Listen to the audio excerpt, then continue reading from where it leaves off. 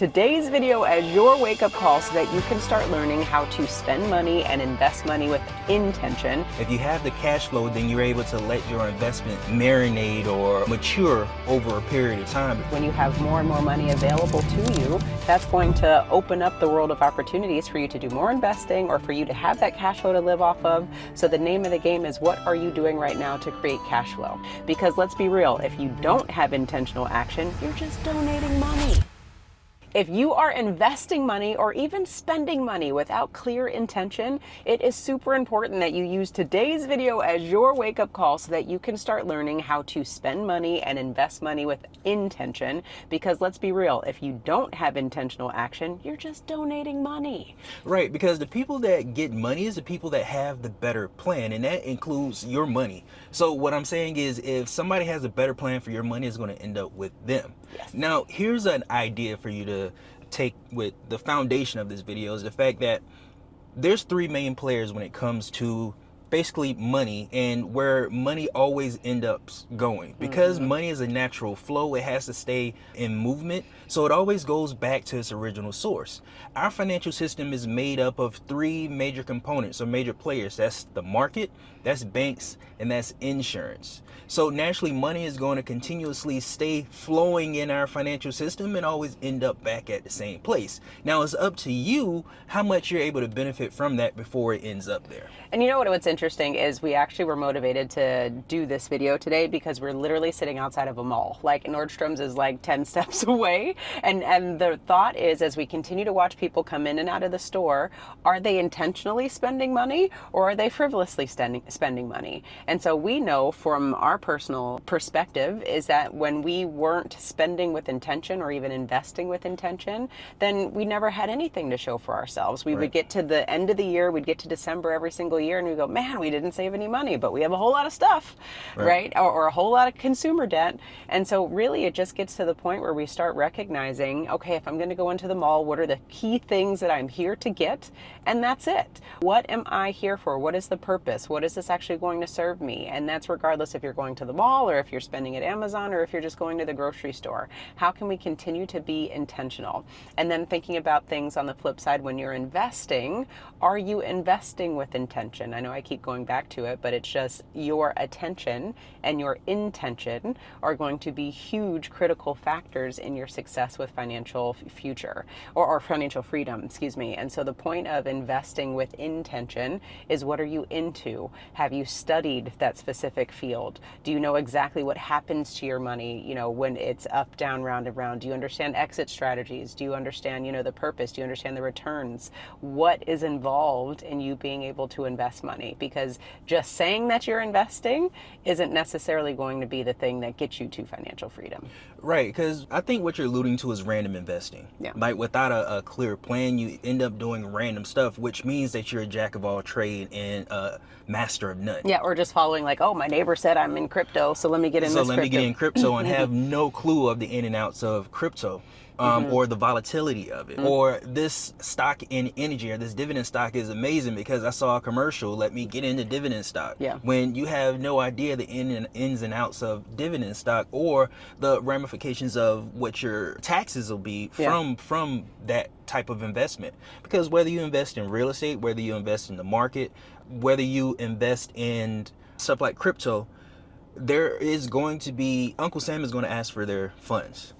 And generally speaking, for every dollar we earn, we have to pay 25% of that to Uncle Sam. And that's just on average. Yeah. Everybody's financial situation is different. It could be higher. But if we don't have a clear plan ahead of time as to how we're going to handle that, then we're only getting 75 cents on the dollar. And truth be told, going back to exactly what you said, is if we don't have a clear plan, then the money is always going to end back up in the hands of the people who are investing with intention, who know what to do with the money. So your action right now, your homework, family, is what I want you to do is get in alignment with how you choose to make money and how you choose to spend money. What is your value? What are the things that you're into, and how can you align that with the things that you want to invest in? For example, Darius and I love to travel. So for us, we want to have properties all over the world so that there are places that we can rent out, there's places that we can go to and call home. You know, those are things that are important to us. So we aren't necessarily into crypto, which is why we aren't investing in crypto. But that's not to say that there's anything wrong with it. That's just not what we're into. We are passionate about traveling and being on a plane somewhere and doing stuff. And so we align our passions and the things that we love to do with investing. So purpose-driven investing, where your attention and intention goes, naturally your actions will follow. Yeah. So that's just around the idea is the fact that everything is mental. Everything that you put in your mind, it has to be expressed or it comes out physically. Mm-hmm. Be it your thinking is abundant or your thinking is lacking. Mm-hmm. But when you align what you're investing with your purpose, then what you're doing is you're taking that extra step to make sure that you're fulfilled with the things that you actually do, which is more than half the battle, because with that you'll put your heart into it, you'll put your intention into it, you'll think about how this makes you feel because it aligns with your values. Mm-hmm. That's how you're able to get the results that you're able to get, because you have something else behind it versus the fact that I can earn some money from it. Yeah, and the goal at the end of the day is cash flow. So when we think about investing, what is your cash flow? Or have you locked your money up in an investment where maybe you aren't getting the cash flow for another 36 months, whatever it is? Like we have to understand the purpose, going back to purpose-driven investing. Do we need cash flow, or are we okay with our money being locked up in an investment for a certain period of time with the promise of cash flow in the future? And what we have been able to see, at least as far as financial future is concerned, that the difference between individuals who are successful financially versus those who aren't is cash flow. Mm-hmm. Right? So cash flow meaning, do you have liquid capital that is available to you that is not tied to any expenses or assets or anything? Cash flow. So the idea is when you have more and more money available to you, that's going to open up the world of opportunities for you to do more investing or for you to have that cash flow to live off of. So the name of the game is, what are you doing right now to create cash flow? You're not creating cash flow if you're spending it, right? Unintentionally. You're not creating cash flow if you're investing frivolously and don't necessarily know what you're getting into because your cousin or your mom told you that you need to put money somewhere, right? You have to invest with intention and figure out where does your attention go, and then let your intention follow that with your investments. And then also, what is needed? It's okay to sit down and ask yourself what's wanted. Because I know for me, it's easy to get caught up in the shiny object syndrome. Everybody's doing this, or even keeping up with the Joneses and feeling like, oh my goodness, I got to do something somewhere. Mm-hmm. But the plan that you absolutely have to follow before you even get into investing, family, I know we haven't mentioned this, but before you even start investing, you have to have at least $2,000 in the bank cash to handle anything that comes up. And then after that, you have to have a minimum of 3 to 6 months of your income ready, available, just in case you get laid off, if your income goes awry. Those are the things that you have to check off the box first before you even consider investing. And what I usually consider that is like self-insurance. You are self-insuring yourself to make sure that, again, if anything happens, you can take care of it quickly. Or if you lose your job and your income is a little lumpy at times, you have a soft landing. Because if you don't have those things in place and you are investing, how are you going to continue to invest or make those sound investments if you don't have the cash on hand to continue to fund your investments? Yeah, that's significant, because with our experience over the past 10 years with the different asset classes that we've worked with people have to sell their assets when they don't have cash flow. Yes. And I'm glad you brought that into the conversation, because it's cash flow first and then growth. Mm-hmm. It's in that order. You prioritize cash flow first, because if you have the cash flow, then you're able to let your investment marinate or mature over a period of time before you have to go and tap into it and actually kill the golden goose. Assets put money into your pocket. And if without cash flow, you may end up having to liquidate that asset in order to satisfy that cash flow issue. So cash flow is key. Because as Darius is alluding to, at the end of the day, what we want to make sure that we can do is protect our income.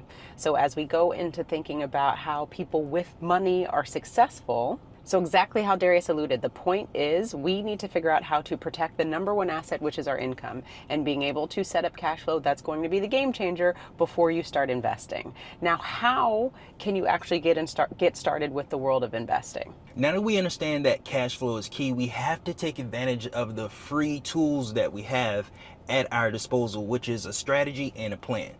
You can get a strategy and a plan or an idea from ChatGPT and you build off of that, because these are the free things that people don't take advantage of is strategic planning. Strategic planning is absolutely free. And really the case is like with Wealth Nation specifically, like for us, we're all about the world of insurance. And we think about the world of insurance, it's all about protection, because 9 times out of 10, we have to have a good defense before we have a solid offense. So we have to make sure that nobody's going to come in our house, and we have the defense mechanisms in place so that we make sure when we are on offense, the house is protected, right? And I'm saying house generally, but you know what I'm saying. And the idea is when we think about investing, what are you into right now? What are you into right now? And how can you find some sort of investment that complements what you're into? And I guarantee, especially with the world of technology and the internet and everything these days, there is something that can satisfy exactly what you're into. And you don't have to reinvent the wheel, and you don't have to go outside of your comfort zone in order for you to get some sort of cash flow. And also be honest with yourself, right? If you're not into crypto, don't invest in crypto. If you're not into the stock market, don't invest in the stock market, because I guarantee those are going to be where you have oversights, and that's where you may lose money and you're not protecting the downside because you're not into it. So find the things that you're into and don't be swayed by what other people are doing. Just find what tickles your fancy and go forward full blown into it, because again, intention is important. Right, because the idea isn't to go into something until you're educated. And when you're educated, you start to take calculated risks.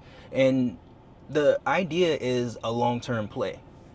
Everything that we do is long-term, because as we have different experiences, as markets go up and markets goes down, as the news cycles happen, people's feelings change. And when people's feelings changes, so does where they put their money. So ideally, you take the more strategic long-term play so that regardless of what happens in the market, you can protect your upside and downside, because you are in this for the long term. And what I realized that we never really came back and circled on was the point of your donating money, right? If you're not doing any of this without intention, then you're just donating money. And what we mean by that is you're just literally spending money. We have been conditioned to believe that we can just spend money and somehow it's all going to come back in some way, shape, or form. But the fact is if you're not paying attention, then it's just going to go to somebody else's pocket.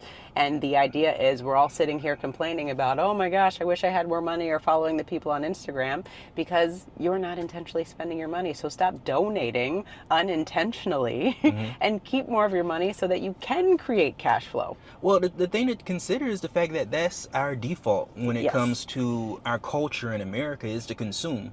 And consumption is basically giving away money for a short-term feeling or dopamine hit. And we can't short-term gratification, and we can't take that same idea or culture to us with investing, because it doesn't align. It doesn't align. We have to really consider what we're putting into our minds and how we're processing that information into the actions that we're actually taking. Yes. So if you want a solid foundation, if you want to create cash flow, if you want to protect the house and have good defense, then definitely click on the link below to join the Wealth Nation Financial Freedom webinar. We would love to continue to support you and educate you. But again, as we're sitting here outside of the mall, we're walking people going back and forth and going, I wonder if they spent intentionally today. So that's your challenge today. Did you spend with intention? Did you overspend unintentionally? You know, where is your money going? And are you donating more of your money than you actually want to? Right. So we're going to go and window shop for some Father's Day gifts for me. But if you want more information like this one, check out our next video. And remember to own your own lifestyle. Or someone else will. We've borrowed from our whole life insurance policy to pay off credit card debt, buy a car, invest in real estate, pay for vacations, and pay for our utility bills. Sound crazy? It's not. Every time you pay your premium, there is going to be an accumulation of cash, money that is going to grow inside that policy. How we like to look at it, just to simplify it, is every time you pay your premium,